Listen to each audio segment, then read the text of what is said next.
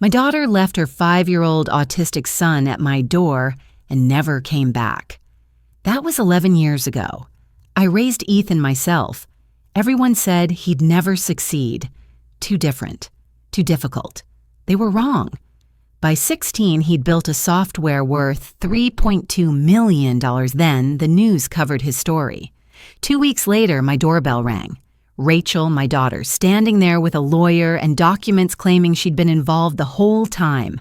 Custody papers, financial records, visit logs, all lies, but they looked real. Our lawyer reviewed them and said without proof they're forged, we might lose. I panicked. Ethan didn't. He leaned over and whispered, "Let her talk." I stared at him.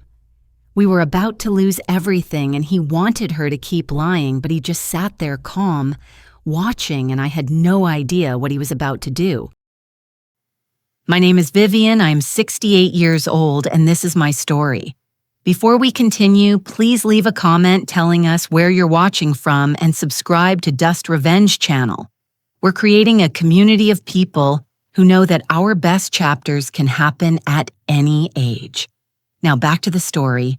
Rachel showed up on a Friday in November 2010 with Ethan and one backpack. "Just for the weekend, Mom," she said at my front door. "I need a break, please." Ethan stood beside her, 5 years old, staring at the porch floor. He rocked back and forth, heel to toe. His hands covered his ears, even though we weren't making noise. "Rachel, what's I'll call you, Sunday?" She was already turning away, walking fast toward her car. She didn't hug. Ethan didn't kiss him goodbye, just left. I watched her taillights disappear down the street. Ethan kept rocking. I'd taught elementary school for 35 years, had a few autistic students mainstreamed into my class over the decades, always with aides and specialists handling the hard parts. But standing there with my grandson, I realized I knew almost nothing about actually living with it. "Hey, Ethan," I said softly, "want to come inside?" He didn't look at me, didn't move, just rocked. I picked up his backpack. It was light, too light for a weekend stay. I opened the door wider, waited. After a minute, Ethan walked past me into the house, still covering his ears. The refrigerator hummed. He flinched. The heater clicked on. He pressed his hands tighter to his head. I closed the door as quietly as I could. He was already in the living room, crouched in the corner by the bookshelf. "Are you hungry?" I asked. "Nothing." "Thirsty?" He rocked faster. I went to the kitchen, poured water in a yellow plastic cup I kept for when he visited. Those visits were rare, maybe twice a year, always short. I brought the cup to him, set it on the floor, an arm's length away.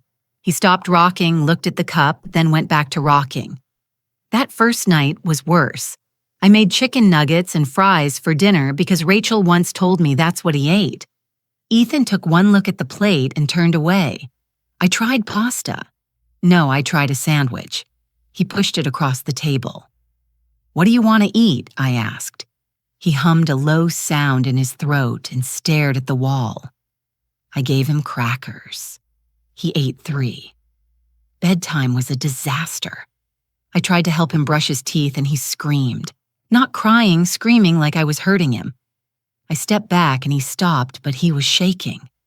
"Okay," I said. "Okay, you can skip it tonight." I put him in the guest room, tucked the blanket around him the way I thought kids liked. He threw it off. I tried again. He screamed.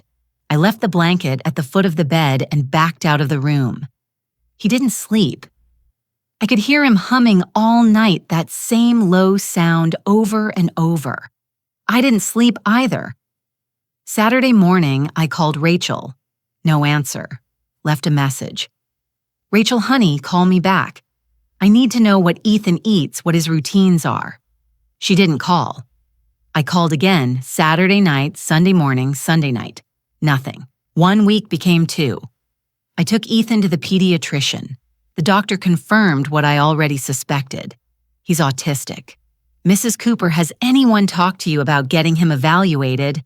His mother was supposed to handle that. The doctor nodded slowly. Well, you're handling it now. I enrolled him in therapy, speech occupational behavioral. I learned he needed the same breakfast every single day.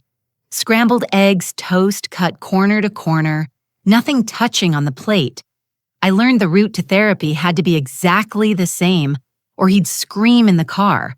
I learned not to touch him unless he initiated it. I got good at watching instead of doing. 2 weeks after Ethan arrived, I found him in the living room at dawn.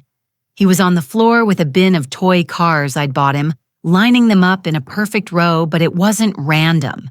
He'd arranged them by color, but in a way I couldn't understand at first. I sat on the couch and watched. Red car, then one that was slightly more orange, then one more orange than the last, then yellow, green, on and on. This gradient so subtle, I had to squint to see the differences. He'd organized them by shade perfectly. That's amazing, Ethan. I said he didn't look at me, but he kept arranging. December came. Rachel still hadn't called. I tried a different approach with Ethan. I stopped trying to get him to look at me, stopped pushing him to talk. I just made sure everything was the same every single day. Same breakfast, same time, same shows on TV, same bedtime routine that he'd finally tolerated, which was just me saying goodnight from the doorway. He calmed down, not happy, but less frantic. He'd sit in the living room with me while I read.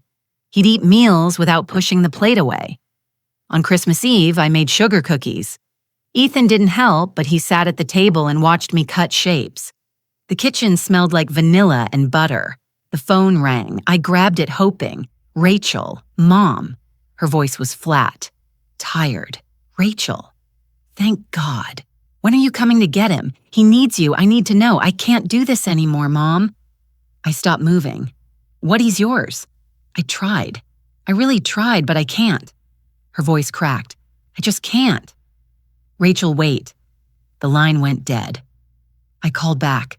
It rang and rang. No answer. I tried again. Voicemail. I stood there in the kitchen with the phone in my hand, the cookies burning in the oven, smoke starting to curl up. I turned off the oven, pulled out the tray. The cookies were black.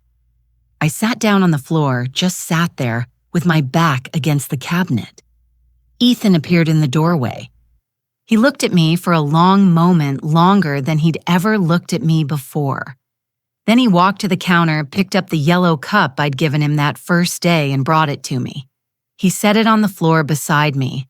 I looked at the cup, looked at him. He went back to the living room.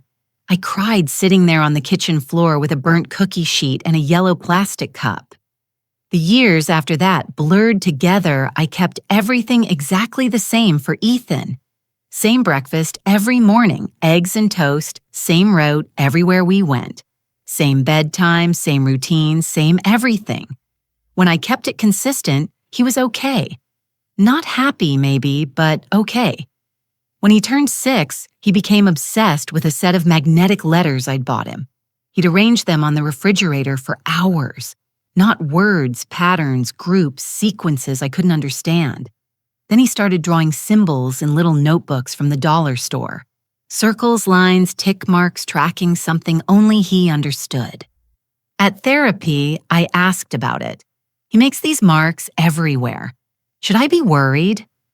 The therapist, a patient woman named Dr. Lynn, shook her head. He's tracking his world. It helps him feel secure. Let him do it. So I did. He filled notebook after notebook with his symbols and marks. By the time he turned 7, the symbols became letters. Then short words, egg toast, school home simple things, but written in neat block letters. At 8, he was writing full sentences, times what he ate, where we went, what happened. He learned to make eye contact, sometimes little flickers. He learned to tolerate the grocery store if we went at the same time every week. He learned that I wasn't going to leave, wasn't going to change things without warning. One morning in spring when he was 8, I was making breakfast. Eggs toast, same as always. Ethan sat at the table with his notebook writing something.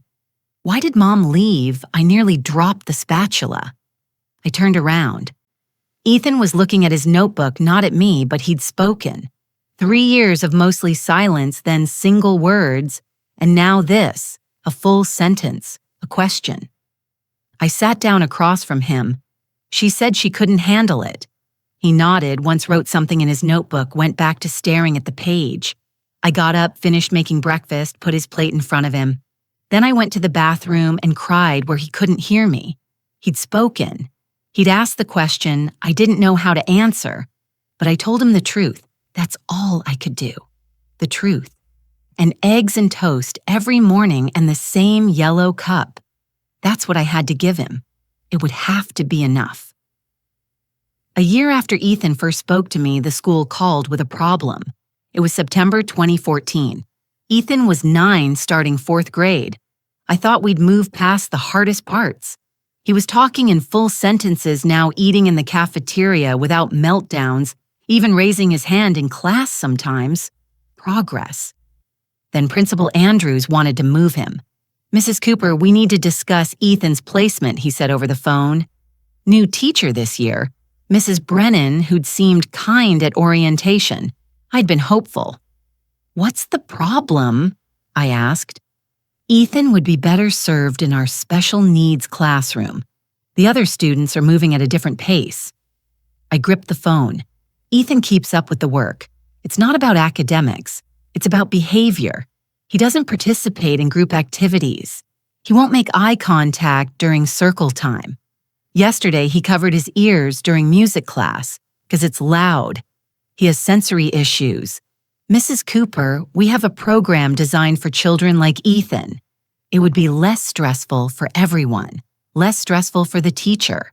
He meant, "I want an IEP meeting." I said we can arrange that.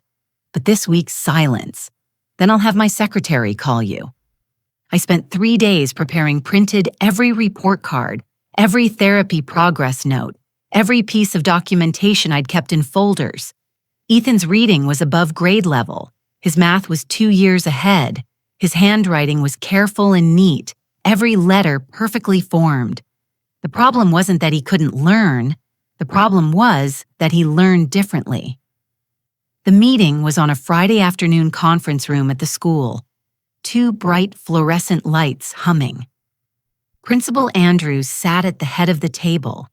Mrs. Brennan next to him, school psychologist, special education coordinator, all of them with folders. I had one folder, but it was thick. "Thank you for coming, Mrs. Cooper."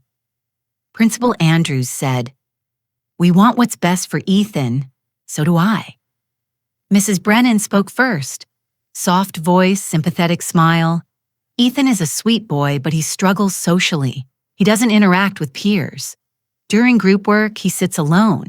He refuses to participate. Does he do the work I asked?" She hesitated. "Yes, but education isn't just about worksheets. It's about learning to work with others to communicate. He's autistic. Communication is harder for him, but he's trying." The special education coordinator, a woman named Ms. Pierce, leaned forward. "Our resource room offers a smaller setting, fewer distractions. Students who understand his challenges. Students who can't keep up academically." I said, "That's not Ethan." Principal Andrews used that principal voice, the one I recognized from my own decades in classrooms. Reasonable, patient, condescending. "We understand you want Ethan in a mainstream classroom, but we have to consider the needs of all students." "You're telling me Ethan is disruptive," I said. "Not disruptive exactly." "Then what's the problem?" Miss Pierce opened her folder. "Ethan's social skills assessment shows significant delays. His IQ testing was inconclusive. He refused to finish several sections because they were timed, and that made him anxious. His therapist documented that, which brings us back to our point. Principal Andrews said, "Ethan needs support we can't provide in a regular classroom." I opened my folder, pulled out the first document. This is Ethan's reading comprehension test from last month. 97% 7th grade level. Next document, math assessment, 100% 5th grade material. I kept pulling papers, stacked them in front of Principal Andrews. These are therapy notes showing his progress in speech, in emotional regulation, in sensory tolerance. He's come further in 4 years than anyone predicted, not because he's in a special room with low expectations, because people believed he could do more. Mrs. Isbrennan looked uncomfortable. It's not about expectations. Yes, it is. You want him somewhere else because he makes you uncomfortable, because he doesn't perform normal the way you want normal to look. The room went quiet. Principal Andrews cleared his throat. Mrs. Cooper, I understand you're frustrated. Under IDA, Ethan has the right to the least restrictive environment. That means mainstream classroom with appropriate supports, not segregation because he's different. I shouldn't have used that word segregation, but I was tired of being polite. We're not suggesting segregation, Miss Pierce said quickly. Just a more appropriate setting.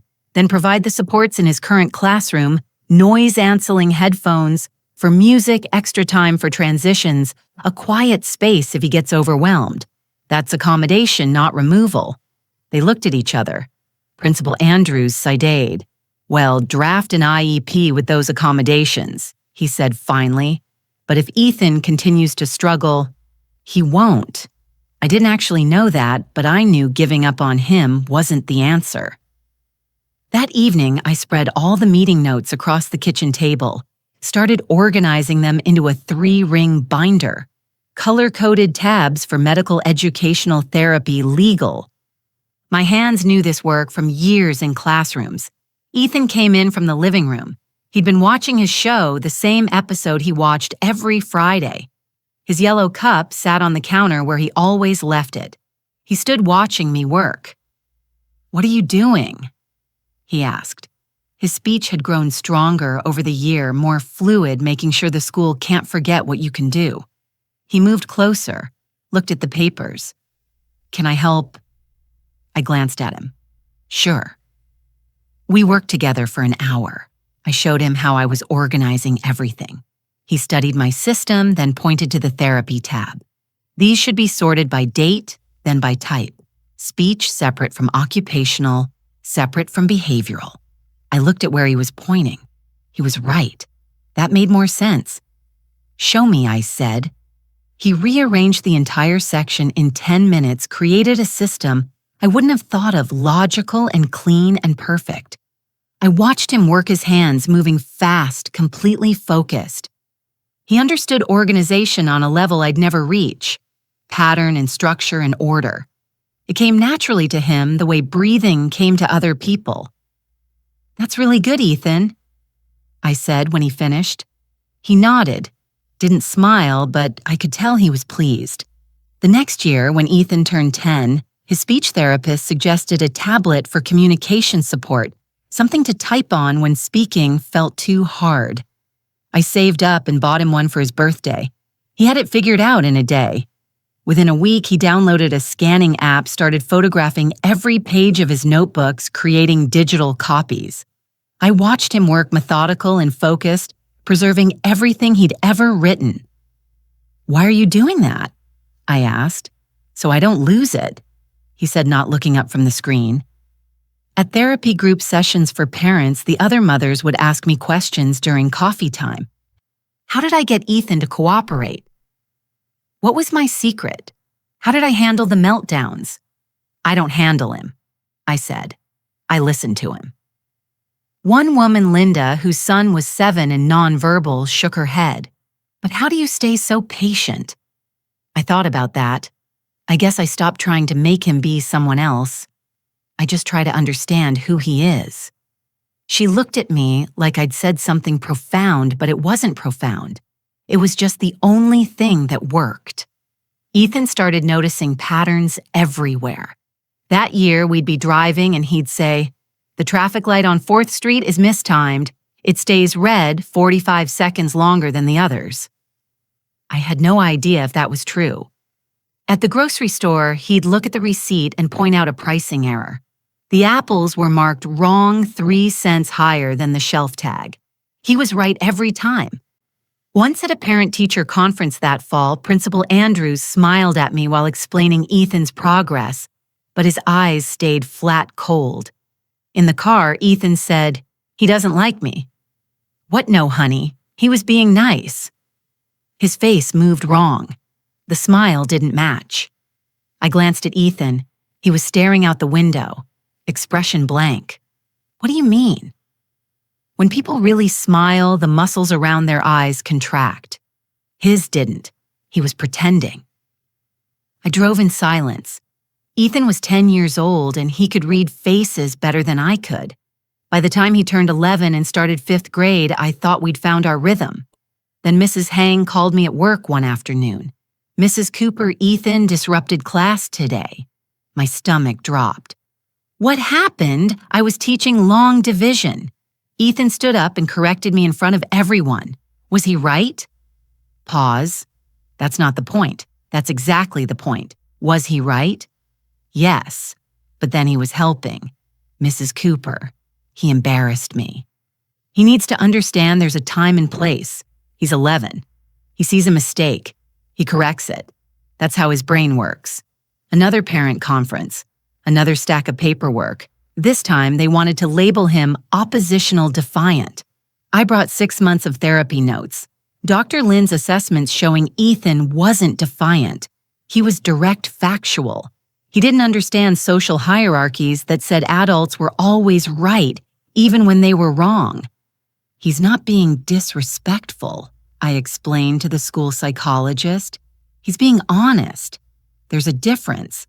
They agreed to drop it. Barely. That night, Ethan asked me a question while we ate dinner. Why do they want me to be different? I set down my fork. What do you mean, the teachers? The other kids. Everyone wants me to act like I'm not me. I didn't have a good answer. Not really, because they're scared of people who see more than they do, I said finally. He thought about that. Nodded, once went back to eating. A few weeks later, he asked if I had his birth certificate. Why do you need that? I asked. I want to see it. I found it in my file cabinet. He studied it for a long time, then asked for his school enrollment papers, his social security card, anything with his name on it. Are you okay? I asked. Is this about your mom? I just want to see everything. Make sure it's all there. I assumed he was processing what had happened, trying to understand why Rachel left what his life looked like on paper. It made sense for a kid who organized the world in categories and files. I helped him scan everything into his tablet. Birth records, medical history, every legal document I had in the filing cabinet. He saved them all carefully, backed them up, created folders with labels I didn't quite understand. What are you building? I asked once. A system, he said, so nothing gets lost. I kissed the top of his head. Okay, buddy, whatever helps. I thought he was coping with his past. I had no idea he was preparing for his future. That future started taking shape the summer. Ethan turned 12. He'd been scanning documents for months by then, organizing everything into his tablet, with a focus I'd learned not to interrupt. But in June 2017, he discovered something new. Coding. I found him at the kitchen table one afternoon with my old laptop open, staring at a screen full of text that looked like gibberish to me. Lines of words and symbols and brackets. What are you doing? I asked. Learning Python. He didn't look up. What's Python a programming language? I'm following a tutorial. I leaned over his shoulder. The screen showed instructions about variables and functions and loops. None of it made sense to me. Is this for school?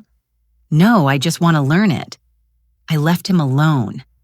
That's what worked with Ethan. Let him follow what interested him. He spent the entire summer on that laptop. While other kids were at baseball camp or the pool, Ethan was coding. I'd bring him lunch and he'd eat without looking away from the screen. His yellow cup sat beside the laptop, half full of water he'd forget to drink. By August, he was showing me things he'd made. Little programs that did tasks I didn't understand. This one sorts files by date, he explained. This one finds duplicates. This one checks if a file has been modified. That's really impressive, Ethan. He nodded, kept typing. In September, I used the last of my savings to buy him a better computer. A real one, not my hand-me-down laptop that took 5 minutes to start up. He'd earned it. The man at the electronics store asked what Ethan would use it for. Programming. Ethan said, "How old are you?" 12. The man smiled. "That's a good age to start. You'll go far." Ethan didn't respond, just waited for me to pay. At home, he set up the new computer in his room. I made him promise to still come out for meals and to sleep at reasonable hours. He agreed, but I could tell his mind was already back in that world of code I couldn't enter. One evening in October, he called me to his room. "I want to show you something." I sat on the edge of his bed. He pulled up a program on his screen. "What is it? Watch." He opened a document, a simple text file with a few sentences. Then he ran his program. Numbers appeared on the screen, long strings of them. That's the document's signature, like a fingerprint. "Okay," I said, not really understanding. He opened the document again. Changed one word. Saved. It ran the program again. Different numbers appeared.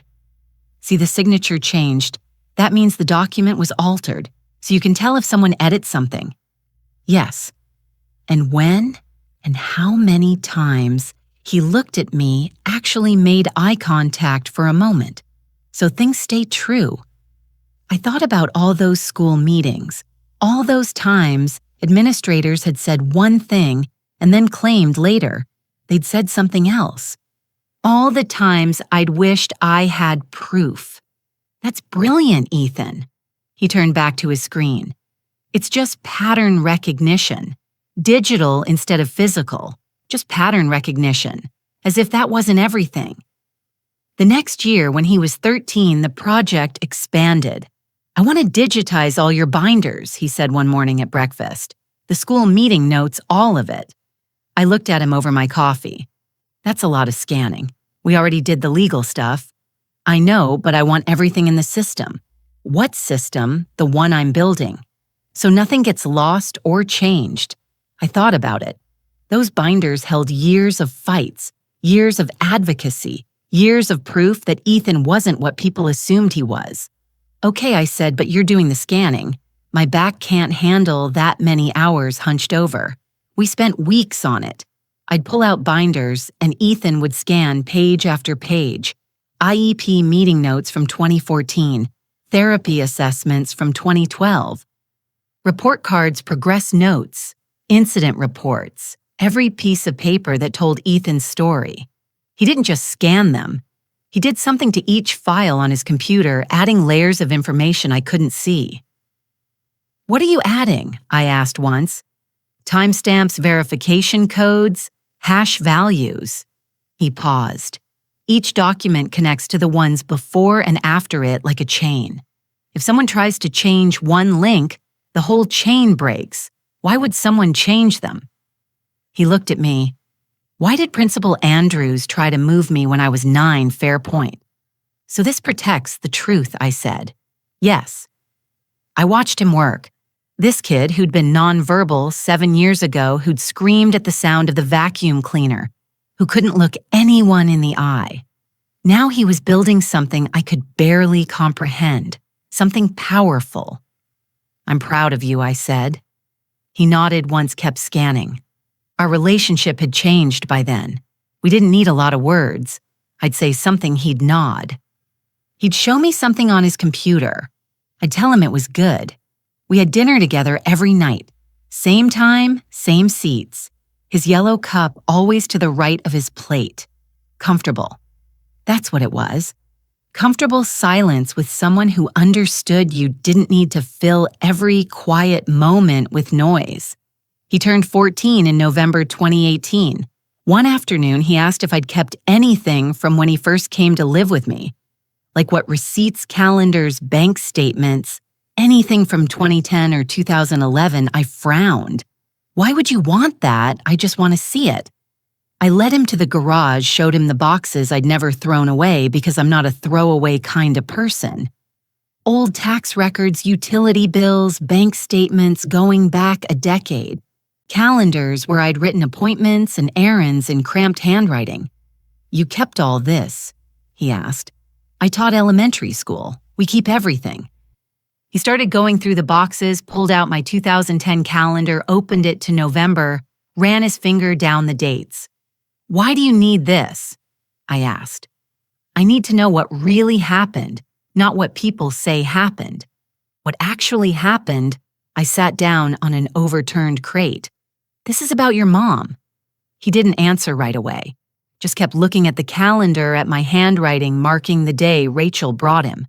The days after when I'd written, "Try chicken nuggets and call Rachel and doctor appointment." "I need to know the timeline," he said finally. When things happened, what was real? My chest tightened. He was processing it. The abandonment, the years without her, the questions he'd never gotten answers to. "We can scan all of it," I said. "Whatever you need." We brought the boxes inside, spent the next month scanning grocery receipts, bank statements showing I'd never gotten money from Rachel, phone bills proving she'd never called, calendars documenting our routine, our life every ordinary day that proved she'd been gone. I thought he was building a timeline of his childhood, understanding his past through documentation and proof. "Why grocery receipts?" I asked once, watching him scan a faded slip from 2011. "They have dates.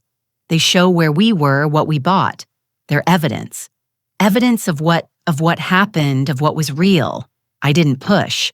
If he needed this to heal, I'd help him. He started staying up later that year. I'd go to bed at 10:00 and hear the click of his keyboard through the wall. At midnight, I'd get up, make him a sandwich, or cut up an apple, leave it on his desk without saying anything. "Thanks," he'd murmur, not looking away from his screen. Some nights, I'd wake at 2 or 3 in the morning and see light under his door. "Ethan, you need to sleep," I'd say. "Almost done." He was never almost done. One night in February, I brought him tea at 1:00 in the morning. His room was cold. 3 monitors now, all showing different screens of code and documents and data. "What are you making?" I asked. He paused, turned to look at me. "Something that will help people know what's real and what's fake.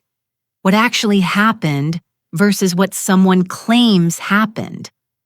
That's really important to you." "Yes, because of your mom." He thought about that because people lie and sometimes you need proof. I kissed the top of his head. His hair needed cutting. "Don't stay up all night," I said. "I won't." He did anyway. I'd find him asleep at his desk some mornings, head on his arms monitors still glowing. I'd put a blanket over him and make breakfast. He'd wake up an hour later and come to the kitchen like nothing had happened. I was proud of him, proud of his dedication, his intelligence, his drive to create something meaningful. I just didn't understand what it was really for. I thought he was healing from the past. I didn't know he was building armor for the future. I'd find him asleep at his desk some mornings, head on his arms, monitors still glowing. I'd put a blanket over him and make breakfast. He'd wake up an hour later and come to the kitchen like nothing had happened. I was proud of him, proud of his dedication, his intelligence, his drive to create something meaningful. He'd ask me sometimes to test his programs, click this button, tell him if the colors looked right, if the words made sense. I didn't understand what any of it did, but I could tell him if it looked finished. "Does it work?" I'd asked. "Yes." "Then what are you still working on?" "Making it better, always more accurate, always one more test, one more verification, one more way to prove what was real and what wasn't." I thought it was just a project, something impressive he'd put on college applications someday. I had no idea what he was really building. What he was building turned out to be something people would pay millions for. Ethan was 15 when he finished it. Spring 2020, middle of the pandemic. The world locked down and everyone suddenly living online. Ethan barely noticed the difference. He'd been living in his room with his computers for years already. "I want to show you something," he said one afternoon in May. I followed him to his room, 3 monitors all showing different screens. He pulled up a program with a clean, simple interface. Nothing fancy, just boxes and buttons and text. "This is it," he said. "The verification system. What does it do?" He clicked through screens showing me features I only half understood. It analyzes documents, checks if they've been altered when they were created, if the signatures match other known samples. It catches forgeries. I watched the program run through a sample document. Numbers appeared, graphs, analysis results. So if someone fakes a document, this catches it. Yes, the metadata, the digital fingerprints, the patterns, it sees what people can't. That's incredible, Ethan. He nodded. I'm going to sell it to whose security company's fraud prevention. Anyone who needs to verify documents are real. He said it so matter-of-factly, like it was obvious. My 15-year-old son was going to sell software to companies. "Do you know how to do that?" I asked. "I've been researching." Of course he had. He started reaching out to companies that month, sent emails with professional language. I helped him polish, though his direct way of writing was clearer than most business communication I'd seen. The first sale came in June. A small security firm bought a license for $20,000. I stared at the number on the screen when Ethan showed me.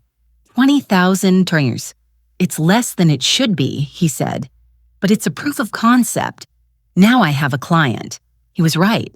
Once word got out that his system worked, other companies wanted demos. Ethan took conference calls in his room. That same calm voice he used with me, explaining technical concepts without dumbing them down. I'd listen from the hallway. Sometimes he'd say things like, "The algorithm compares hash values across multiple verification layers." And somehow the business people on the other end understood him, or pretended to. He turned 16 in November 2020. By January 2021, he had 6 more clients and enough money in his account to pay for college twice over. Then the big offers started coming. Tech companies wanted exclusive rights.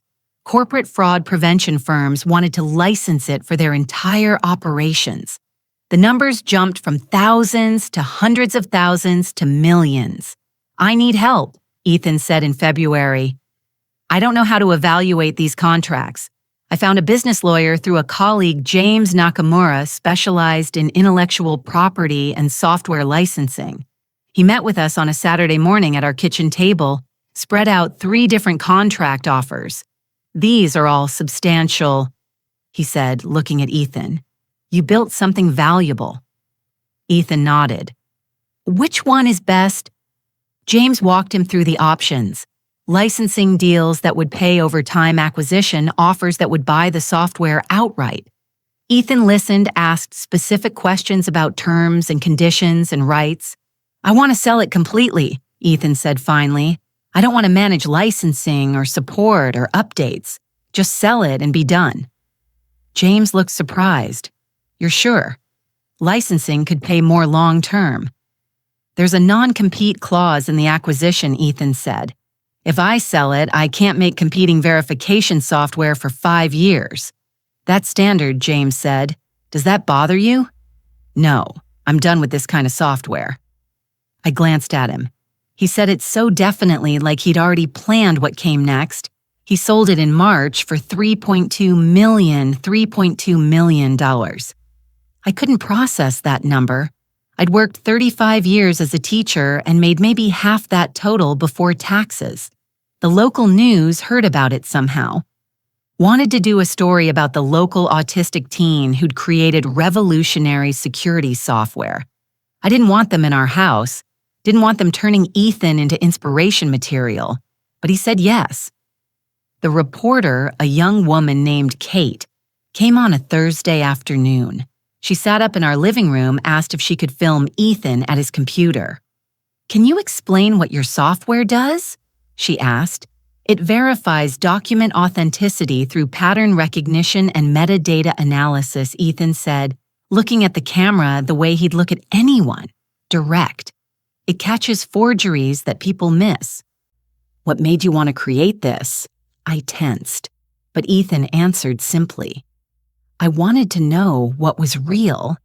People lie. Documents don't if you know how to read them correctly. Kate smiled. That's very insightful. Do you have plans for what you'll do with the money? Not yet. She tried a few more questions, but Ethan's answers were short, factual, not the emotional human interest story she wanted. After 20 minutes, she thanked us and left. The segment aired on Friday Evening News. Local teen creates revolutionary security software. They used maybe 2 minutes of the interview, added dramatic music, showed Ethan at his computer, looking focused and brilliant. I watched it with him. How do you feel? I asked when it ended. Fine. But I noticed something in the days after. He wasn't celebrating, wasn't excited about the money or the attention or what came next. He was just waiting, watching. I'd catch him staring out the window sometimes, or sitting at the kitchen table with his yellow cup, not drinking, just holding it. You okay? I'd asked. Yeah, but he wasn't. Something had shifted. Some tension I couldn't name. 2 weeks after the news story aired, the doorbell rang on a Tuesday afternoon. I wasn't expecting anyone. Ethan was in his room. I opened the door, and there they were. A woman in a gray suit, expensive-looking hair, perfect. A man beside her in a dark suit carrying a leather briefcase. The woman smiled. It didn't reach her eyes. Hi, Mom. My stomach dropped. My hands went cold. Rachel? She looked older, 11 years older. Lines around her mouth, tension in her jaw, but it was her. Ethan, she said, looking past me into the house. I couldn't move, couldn't speak. My body had forgotten how. I'm Stephen Walsh, the man said. Mrs. Cooper's attorney. We'd like to speak with you about Ethan's situation. His situation, I managed. Rachel's smile got tighter. Can we come in? This is important. I should have said no, should have closed the door, but I was frozen. Ethan appeared behind me in the hallway. He looked at Rachel. His face was completely blank. No surprise, no emotion, nothing. He just watched her the way he'd watch traffic patterns or pricing errors. Analytical calculating. Come in, he said. My legs moved without my permission. I stepped back. They came into my house. Rachel and her lawyer and I felt sick. We sat at the kitchen table, the same table where Ethan and I ate breakfast every morning, where we'd organize school meeting notes and scan documents and planned his future. Now Rachel sat there, hands folded, while her lawyer opened his briefcase. Mrs. Cooper, we're here to discuss custody and financial guardianship, he said. Professional, smooth, practiced. My client, Rachel Cooper, has maintained parental rights to Ethan and wishes to resume active custody. Custody, I said. He's 16 precisely, Walsh said. Still a minor, and my client never formally terminated parental rights. She's been co-parenting from a distance, maintaining contact through appropriate channels. That's a lie, I said. My voice shook. She hasn't called in 11 years. Rachel spoke then. Soft voice, sad eyes that looked fake. Mom, I know you've done a wonderful job raising Ethan, but he needs his mother now, especially with the money and the attention. He needs guidance. He has guidance. Walsh pulled out papers, documents with official-looking seals and signatures. These show Mrs. Cooper's maintained legal parental rights. She's documented her financial support and communication over the years. She's entitled to custody and given Ethan's minor status management of his financial assets until he reaches majority. I looked at the papers. They looked real professional. My heart was hammering. Those are fake, I said. But I had no proof. They're properly notarized and filed, Walsh said calmly, unless you can prove otherwise. I looked at Ethan. He was watching Rachel. His face still blank, but I could see something in his eyes, something I couldn't read. Ethan, I said quietly, what do we do? He looked at me for 1 second. then back at Rachel. "We should get a lawyer," he said. Getting a lawyer turned out to be easier than using one. I found Linda Reyes through a referral family law attorney with 20 years of experience. She met with us 3 days after Rachel showed up, came to our house because I couldn't face going to an office. I brought every binder I had, years of school records, therapy notes, medical appointments, every piece of paper proving I'd raised Ethan. My hands shook the entire time I carried them to the kitchen table. Ethan sat quietly in the chair beside me, watching, always watching. Linda spread Rachel's documents across the table, the ones Walsh had presented. She studied them for over an hour, reading every page, checking signatures, examining the stamps. Finally, she looked up. Her face told me everything before she spoke. "These look legitimate," she said carefully. "Very professionally done, but they're fake," I said. "She's lying. She hasn't seen him in 11 years. I believe you, but do you have concrete proof these documents are forged?" I pulled out my binders. I have everything. Every school meeting, every doctor visit, every therapy session. Linda looked through them, nodded slowly. "This is excellent documentation. It proves you've been the primary caregiver. But Mrs. Cooper, without hard evidence that her documents are fake, a judge might rule in her favor. Why? Because she never legally terminated parental rights. There's no court record of custody transfer. Schools and doctors accepted you informally." But she paused. "Did you ever file for formal guardianship?"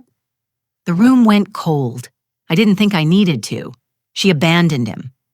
"I know, but legally, without documentation of that abandonment, without her signing away rights, she's still his parent on paper."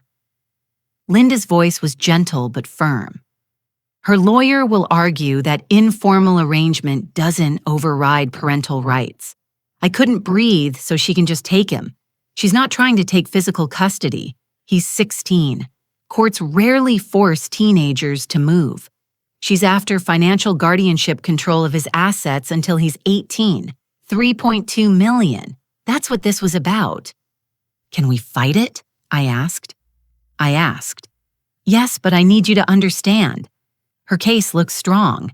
She has documentation, a compelling narrative about maintaining involvement from a distance. Unless we can prove those documents are fraudulent, we'll lose." Linda didn't disagree. I looked at Ethan. He sat perfectly still, hands folded on the table, face blank.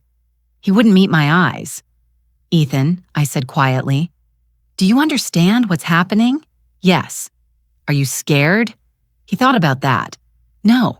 How could he not be scared? I was terrified." Linda explained the next steps. Depositions, discovery, court dates. It would take weeks, maybe months. The whole time, Rachel's claim would hang over us. After she left, I sat at the kitchen table and broke down. "We're going to lose you," I said through tears. "After everything, after 11 years, we're going to lose." Ethan stood up, didn't say anything, just walked to his room and closed the door. I wanted him to tell me it would be okay to show some emotion, some fear, something, but he just left me there. I cried alone at the table for an hour. The deposition started 2 weeks later. Rachel went first. She sat in the conference room at her lawyer's office, perfectly composed, hairstyled, makeup, subtle, wearing a soft gray sweater that made her look maternal. Walsh asked her questions. She answered smoothly. "Can you describe your involvement in Ethan's life over the past 11 years? I've tried to maintain consistent contact," she said. Her voice was steady, warm, apologetic. "I visited monthly when possible, sent financial support through money orders, called regularly to check on his progress. Why didn't you take physical custody? I felt it was better for Ethan to have stability with my mother while I dealt with personal challenges. But I never stopped being his mother. I never stopped caring." She provided date-specific months when she claimed to have visited, exact dollar amounts she supposedly sent: December 2012, $300, April 2014, $500, On and on, a detailed financial record of support that never happened. I sat there listening, nails digging into my palms. "Mrs. Cooper, why are you seeking custody arrangements now?" Walsh asked. "Because Ethan has significant assets that need proper management, and because he's approaching adulthood, I want to be present for this crucial transition to guide him to make up for lost time." She looked at me when she said it. Sad eyes, regretful smile. I wanted to scream, wanted to call her a liar in front of everyone, but Linda had warned me, "Stay calm. Don't react. Let her tell her story." After Rachel finished, Linda took me aside. Her testimony is detailed, consistent. That's very convincing to judges. It's all lies. I know, but can you prove it? I couldn't. Ethan's deposition was 3 days later. Walsh asked him questions about his childhood, about memories of his mother, about her involvement. "Do you remember your mother visiting you?" Walsh asked. "I don't recall specific visits. Do you remember phone calls from her? I'd have to check my records." "What about financial support? Did you know she was sending money?" "I don't remember receiving money from her." Walsh looked pleased. He thought Ethan's memory was poor, that it supported Rachel's narrative that she'd been involved. But Ethan, being autistic, simply didn't remember clearly. He had no idea. Linda asked Ethan questions too. "Can you describe your relationship with your grandmother?" "She takes care of me. Cooks meals, helps with school. She's always been there." "Do you want to live with her?" "Yes." "Do you want your mother to have control of your finances?" "No." Short answers. Direct. True. But they felt weak against Rachel's detailed lies. After the deposition, Linda drove us home. "He did well," she said. "But Mrs. Cooper, I have to be honest. Without evidence proving Rachel's documents are forged, this is going to be difficult. How difficult we might lose." That night, I couldn't sleep at all. I lay in bed staring at the ceiling, thinking about Ethan being taken away, Rachel controlling his money, him turning 18 and being free. But those 2 years feeling like forever. At 3:00 in the morning, I got up, saw a light under Ethan's door. I opened it quietly. He was at his computer, 3 monitors glowing. Lines of code scrolled across one screen. Documents and data filled the others. "Ethan, it's 3:00 in the morning." He didn't turn around. "I know you need to sleep. Court is tomorrow. I'm almost done." Done with what he kept typing. My records. I moved closer, saw spreadsheets with dates, files with names. I recognized my bank statements, calendar entries, phone records. "Ethan, I don't know what to do," I said. My voice broke. "I don't know how to fight this." He stopped typing. Didn't turn around. "Just tell the truth tomorrow," he said quietly. "That's all you have to do. The truth isn't enough. She has documents. She has proof. Fake proof, but proof. Tell the truth." He repeated.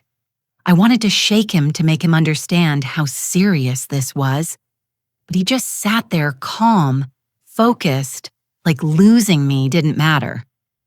I went back to bed. Didn't sleep, just lay there in the dark, terrified. Ethan stayed at his computer all night. I heard the keyboard clicking until dawn. I had no idea what he was doing. I just knew I was about to lose him, and there was nothing I could do to stop it. Morning came whether I wanted it to or not. I got up at €6, made breakfast. Neither of us would eat. Ethan came out of his room at 7, showered, dressed in the button-down shirt we'd bought for court. He looked older than 16, tired but calm. "You ready?" I asked. "Yes." We drove to the courthouse in silence. My hands shook on the steering wheel. Ethan stared out the window. Linda met us on the steps. "Remember, stay calm. Let me do the talking." "Ethan, answer questions directly, but don't volunteer information." Ethan nodded. The courtroom was smaller than I expected. Wood paneling, fluorescent lights, that smell of old paper and floor polish. Judge Harrison sat at the bench, a woman in her 50s with sharp eyes and gray hair pulled back. Rachel sat at the front table with Walsh. She dressed carefully, soft colors, minimal jewelry, hair loose. She looked like a concerned mother. We sat at our table. Linda on one side of me, Ethan on the other. "All rise," the bailiff said. The hearing began. Walsh stood, presented his case smoothly. Rachel Cooper, devoted mother, maintained consistent involvement despite personal challenges. Documentary evidence of parental rights never terminated financial support, provided regular contact maintained. He laid out the documents on the evidence table, the custody papers, the co-parenting agreements, the financial records, all fake, all convincing. Judge Harrison reviewed them carefully, took her time. Then she looked at Rachel, Mrs. Cooper. "Can you describe your involvement in Ethan's life over the past 11 years? Rachel's voice was steady, warm. "I tried to stay connected as much as possible, Your Honor. I visited when I could. I sent money to help with his care. I called regularly to check on his progress. Why didn't you maintain physical custody? I felt it was better for Ethan to have stability with my mother while I addressed personal issues, but I never abandoned him. I never stopped being his mother." She said it with such conviction, such sincerity. I wanted to scream. The judge asked more questions. Rachel answered all of them. December 2013, she visited for Ethan's birthday. April 2015, she sent $500 for therapy costs. May 2017, she called to discuss his progress in school. Lies. All lies, but detailed, consistent lies. Judge Harrison looked thoughtful. "Thank you, Mrs. Cooper." Then it was Linda's turn. She presented my binders, years of school meetings, therapy records, medical appointments, every piece of evidence that I'd raised Ethan alone. But as she went through them, I could see the judge's expression. Sympathy, but doubt. Miss Reyes, Judge Harrison said, "These records show Mrs. Cooper has been the primary caregiver, but I don't see formal guardianship documentation, no court order transferring custody, no legal termination of parental rights." My chest tightened. "Your Honor," Linda said carefully, "Rachel Cooper abandoned Ethan when he was 5 years old. My client has documentation of that abandonment, but without Miss Rachel Cooper's signature on custody termination papers, without legal documentation, her parental rights remain intact." The judge looked at me not unkindly. "Mrs. Cooper, I understand you've done excellent work raising your grandson, but legally, without proof that his mother abandoned her parental rights, her claim has standing." The room tilted. Rachel looked at Walsh, smiled slightly. She thought she'd won, and my heart was pounding so hard I couldn't breathe. I looked at Ethan beside me, desperate for something, anything. His face was completely blank, unreadable. I leaned close, whispered, "She's lying. We have to stop her." He turned his head, slightly whispered back, "Let her talk." What let her say everything she wants to say? I didn't understand. We were losing, and he wanted Rachel to keep talking. Judge Harrison looked at Ethan. "Young man, do you wish to speak?" Long pause. Ethan sat perfectly still, then he stood. "Yes, Your Honor, I have evidence." My heart stopped. What evidence? I'd given Linda everything I had. Approached Judge Harrison, said. Ethan picked up a bag I hadn't noticed him carrying. Walked to the witness stand, calm, steady, like he'd done this 100 times. He pulled out a laptop. "May I connect this to the display?" Your Honor, Judge Harrison looked surprised. "What are you presenting?" Verification of document authenticity and timeline evidence. He spoke clearly, directly the way he always did. I built a system that proves whether documents are real or forged. Walsh stood immediately. "Your Honor, this is highly irregular. We weren't informed of this evidence. Your client presented fraudulent documents 6 weeks ago," Ethan said, looking at Walsh. "I'm presenting analysis of those documents now." Judge Harrison studied Ethan. "Proceed, but this better be relevant." Ethan connected his laptop. The courtroom display lit up. He pulled up Rachel's custody documents, first the ones Walsh had presented. They appeared on the screen official, looking with stamps and signatures. These documents claimed to be from 2011 through 2020, Ethan said. But the digital metadata shows they were created 6 weeks ago, right after the news story about my sale aired. He clicked through screens showing creation dates, file properties, editing history, all time-stamped, all recent. Walsh objected. Metadata can be manipulated.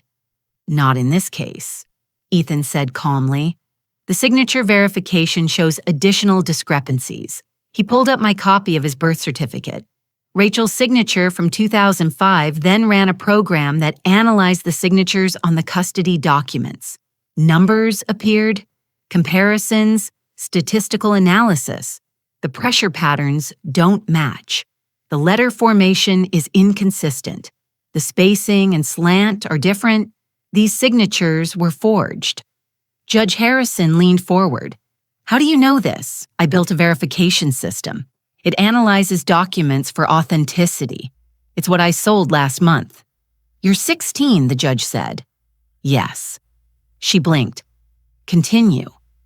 Ethan pulled up a new screen, a timeline. These are my records. I've been documenting my life since I was 9 years old.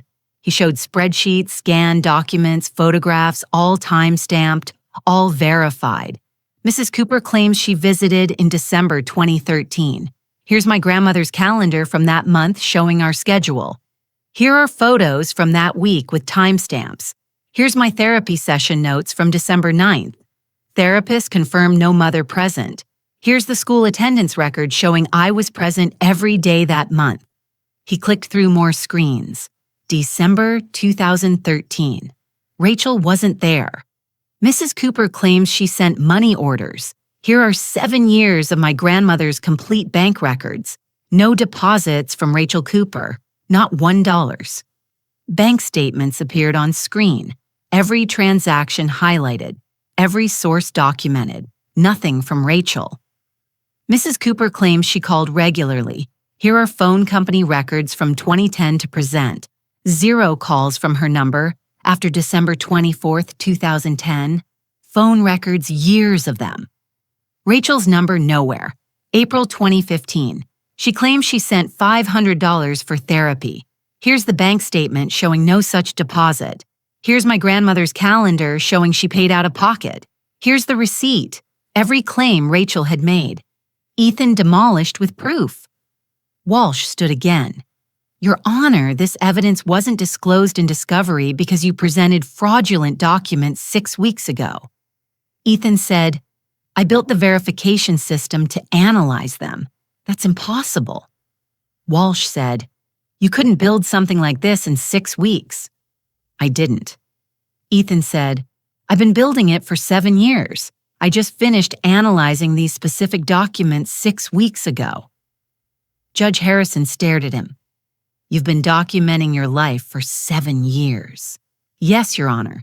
Every calendar entry my grandmother made, every receipt she kept, every therapy session, every school meeting, every bank transaction, everything is time-stamped, cross-referenced, and verified. The system makes it impossible to alter retroactively. He pulled up more screens, showed the judge how it worked, how each document connected to others, how the verification codes proved nothing had been changed. So when Mrs. Cooper says she visited monthly, sent money, called regularly, I can prove she didn't, because I have proof of what actually happened, what was real. The courtroom was silent. Judge Harrison looked at Rachel.